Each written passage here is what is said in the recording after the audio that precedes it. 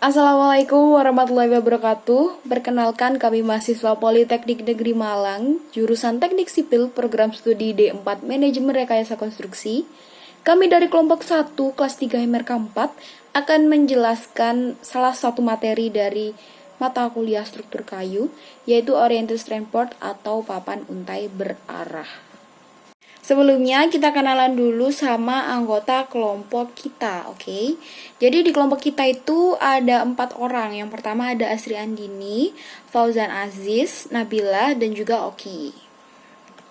Nanti kita akan menjelaskan tentang definisi OSB, apa sih itu OSB, lalu faktor-faktor yang mempengaruhi mutu OSB, lalu tahapan pembuatan OSB itu seperti apa, terus juga perbedaan OSB dengan jenis-jenis kayu yang lain, dan juga nanti juga kita jelaskan bagaimana OSB digunakan dalam bidang konstruksi.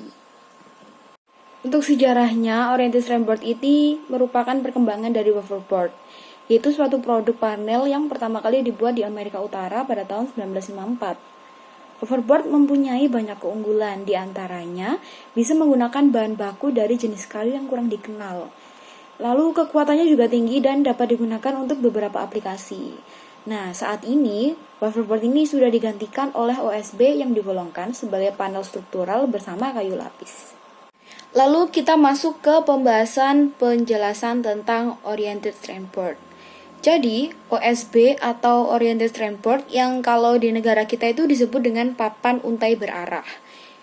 Nah, papan untai berarah ini adalah salah satu jenis papan partikel yang bersifat struktural. Yang kita tahu kan papan partikel biasanya digunakan tidak untuk menahan beban, tetapi papan partikel jenis OSB ini bisa digunakan untuk menahan beban. Seperti halnya papan partikel, sifat fisik dan mekanis dari OSB itu juga ditentukan oleh bahan pembuat dan juga perekat yang digunakan. Untuk bahan alternatif OSB sendiri adalah kita menggunakan biasanya bambu gitu. Dan sesuai namanya ini, OSB adalah salah satu jenis papan partikel yang dibuat dari partikel yang berbentuk strand atau untai. Nah, untuk OSB ini dapat digolongkan berdasarkan jumlah lapisannya. Bisa papan 1 lapis, 3 lapis, ataupun 5 lapis atau lebih. Nah, kayu jenis OSB dapat digunakan sebagai bahan pembuatan atap, dinding, dan lantai pada perumahan dan juga bisa digunakan untuk furniture. Untuk ukuran atau dimensi strand atau untai yang digunakan memiliki panjang sekitar 1,27 sampai 7,62 cm. Lalu untuk lebarnya antara 0,64 sampai 2,54 cm dan tebalnya sendiri 0,02 sampai 0,06 cm. Penaburan partikel yang sudah dicampurkan dengan perekat bisa dilakukan secara acak, jadi arah serat partikel itu bisa tidak diatur, ataupun arah serat bisa diatur, seperti searah atau sejajar, dan bersilangan atau tegak lurus. Nah, partikel yang digunakan yaitu partikel yang relatif panjang, biasanya berbentuk untai atau strand, sehingga disebut dengan papan untai terarah. Strands pada OSB memiliki dimensi panjang paling sedikit 3 atau 4 kali lebih besar dibandingkan dengan lebarnya. Nah, perbandingan ini mendukung penyusunan strands dalam rangka usaha pembentukan lembaran. Nama saya Oki Aditya, absen 18 dari 3 MRK 4, akan menjelaskan tentang mutu OSB tidak selalu sama. Ada beberapa faktor yang mempengaruhi mutu OSB, yaitu nomor 1, berat jenis kayu. Perbandingan antara kerapatan atau berat jenis papan partikel dengan berat jenis kayu harus lebih dari 1, yaitu sekitar 1,3 agar mutu papan partikelnya baik. Yang kedua, zat ekstraktif kayu. Kayu yang mengandung zat ekstraktif minyak akan menghasilkan papan partikel yang kurang baik dibandingkan dengan papan partikel dari kayu yang tidak mengandung zat ekstraktif minyak. Yang ketiga, campuran jenis kayu. Keteguhan lentur papan partikel dari campuran jenis kayu ada di antara keteguhan lentur papan partikel dari jenis tunggalnya.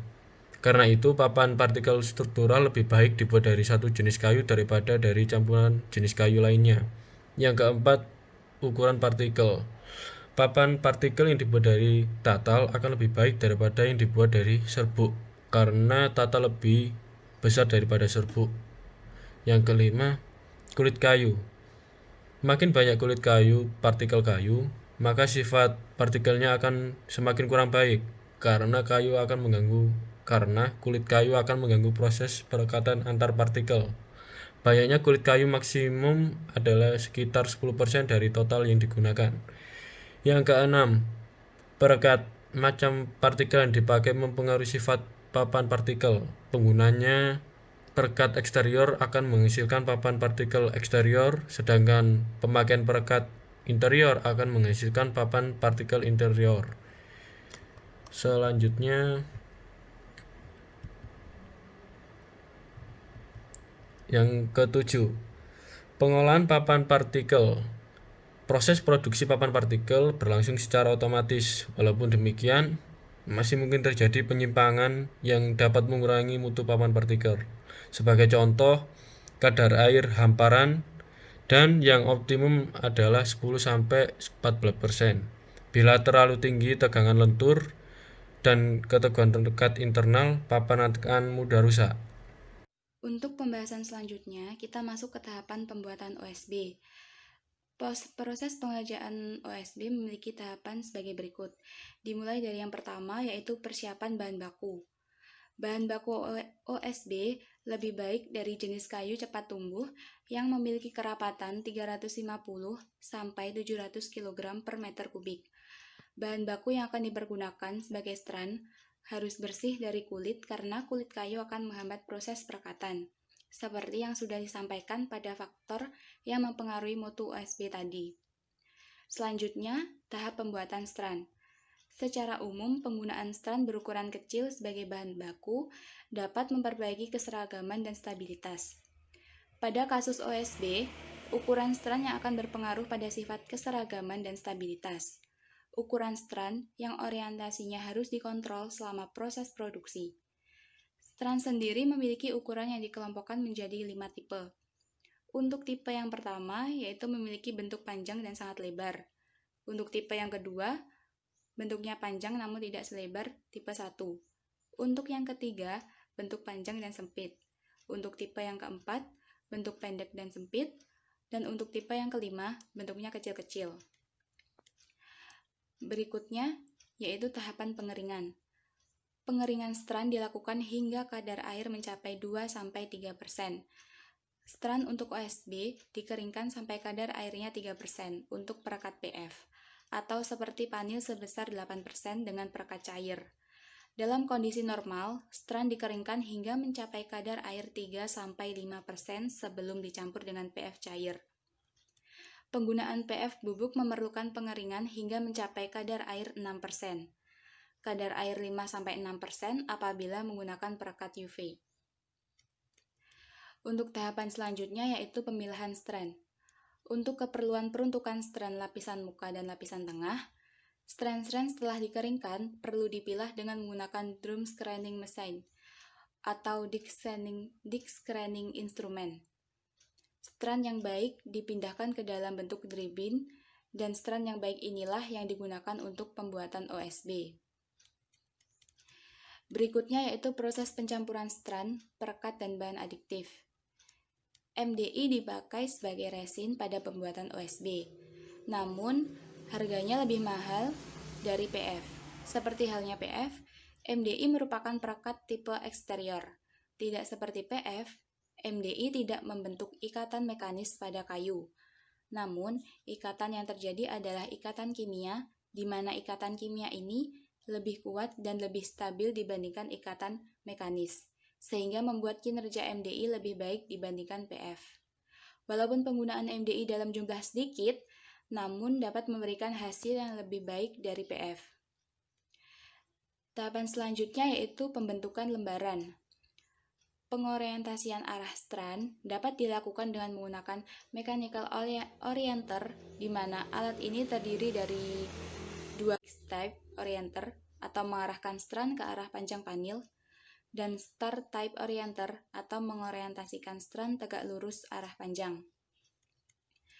Berikutnya yaitu proses pengempaan panas. Tujuan pengempaan panas adalah mendapatkan kerapatan dan ketebalan papan yang diinginkan serta mematangkan perekat, khususnya perekat thermosting. Pengempaan panas pada OSB dilakukan pada suhu 177 sampai 204 derajat Celcius selama 3-5 menit. Untuk yang selanjutnya yaitu proses pengerjaan akhir atau finishing. Lembaran-lembaran panel OSB setelah dikeluarkan dari kempa panas segera dihaluskan untuk menghilangkan strand-strand yang tidak terikat secara utuh pada lembaran panel. Selanjutnya dipotong sesuai dengan ukuran yang diinginkan dan diberi label tanda mutu. Ditumpuk rapat selama 12-48 jam. Penumpukan rapat dalam kondisi panel masih panas dimaksudkan agar perekat mengeras sempurna selama kurang lebih 14 hari. Untuk tahapan yang terakhir, yaitu tahap pengepakan dan pengiriman. Lembaran-lembaran panel yang sudah diberi label, kemudian diberkas dan selanjutnya bagian pinggirnya disemprot dengan zat tertentu, yaitu low permeability coating that retards moisture absorption, untuk mencegah agar panel tidak menyerap uap air. OSB yang telah disertifikasi siap dikemas dan dipasarkan. Untuk selanjutnya, saya akan membahas perbedaan OSB, plywood, medium density fiberboard, dan PB. Untuk yang pertama, dari segi komponen, OSB merupakan untaian kayu persegi panjang yang berlapis dalam lapisan tertentu dan dikombinasikan dengan lilin dan perekat resin. Untuk yang plywood, lapisan lembaran tipis yang direkatkan, dan untuk yang MDF merupakan produk limbah kayu yang terbuat dari serat kayu halus, sedangkan PB terbuat dari limbah kayu yang dicampur dengan serbuk gergaji. Untuk perbedaan yang kedua yaitu dari segi kekuatan. Untuk OSB sebanding dengan plywood memiliki kekuatan lentur yang bagus. Untuk MDF dan PB kekuatan lenturnya rendah. Dari segi lapisan, OSB memiliki lapisan yang kuat 3-5 lapis. Untuk plywood terdiri dari 5-7 tumpukan tebal untuk tebal 12 mm. Untuk MDF dan PB itu tidak ada lapisan. Dari segi ukurannya sendiri, OSB, MDF, dan PB dapat diproduksi lebih dari 16 kaki, sedangkan plywood dapat disesuaikan umumnya terbatas hingga 10 kaki. Untuk selanjutnya, dari segi sumber bahan baku, OSB, MDF, dan PB memiliki persamaan sumber daya lebih luas dibanding dengan plywood. Untuk plywood sendiri, kayu gelondongan alaminya terbatas. Untuk segi pelaksanaannya menggunakan semua OSB, plywood, MDF, dan PB sama, yaitu menggunakan gergaji, pasir perencanaan, pengeboran, dan paku. Untuk segi kelembapannya, OSB dan plywood tahan terhadap lembab, sedangkan MDF dan PB tidak tahan terhadap lembab. Untuk segi kedap airnya, untuk OSB dan plywood kedap air, untuk MDF dan PB tidak kedap air. Dari segi investasi produksinya, OSB, MDF, dan PB memiliki produksi yang tinggi dan rumit, sedangkan plywood sendiri memiliki produksi yang rendah. Dari segi penggunaannya ini memiliki kesamaan yang sama, yaitu untuk penghiasan atap, digunakan untuk bahan pelapis dinding, lantai, mebel, rak, substrat untuk meja, dan lemari. Aplikasi OSB di masa depan akan menjadi lebih luas karena dapat memiliki bentang yang lebar, tebal, dan kestabilan dimensi yang tinggi. OSB memiliki keunggulan dalam kekuatan dan keawetan sehingga merupakan pilihan ekonomis untuk pengguna jangka panjang pada berbagai bidang konstruksi kecuali untuk pemakaian menahan beban yang cukup besar. OSB dapat digunakan untuk konstruksi perumahan dan bangunan komersial, untuk komponen lantai yang paling dasar, hingga bagian atas dari rumah seperti dinding panel atap, sap lantai, lantai berlapis tunggal, pelapis, panel insulasi struktural, papan sisi, dan join. Kemudian ini ada salah satu contoh untuk penggunaan dari OSB. Ini contohnya dari IPS Building, salah satu perusahaan untuk membangun rumah di luar negeri.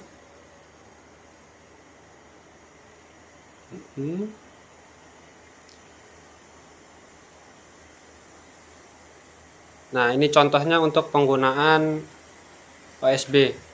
Plat lantai diberi anchor bolt dari sana, kemudian diberikan sealant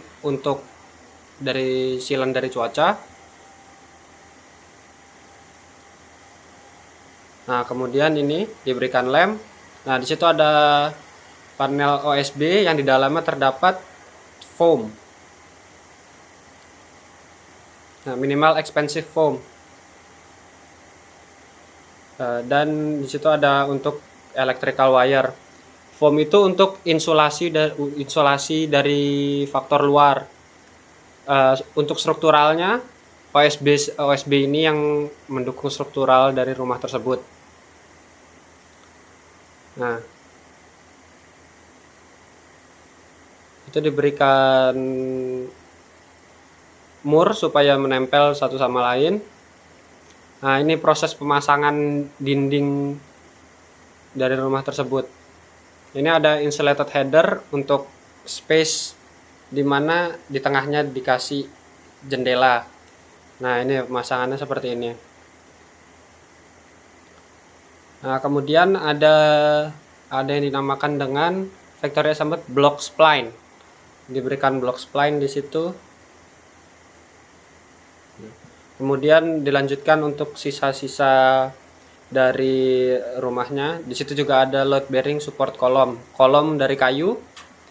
Nah, salah satu keunggulan OSB adalah ini, jumbo panel available up to 24 feet. Berarti dia bisa membuat tembok langsung jadi 24 feet memanjang atau ke atas. Nah, ini kemudian dipasang kayu-kayu. Nah, ini di ujungnya sudah dibentuk seperti itu supaya baut-bautnya bisa menempel dengan mudah. Kemudian diberikan lem lagi. Nah, ini untuk perancangan lantai 2.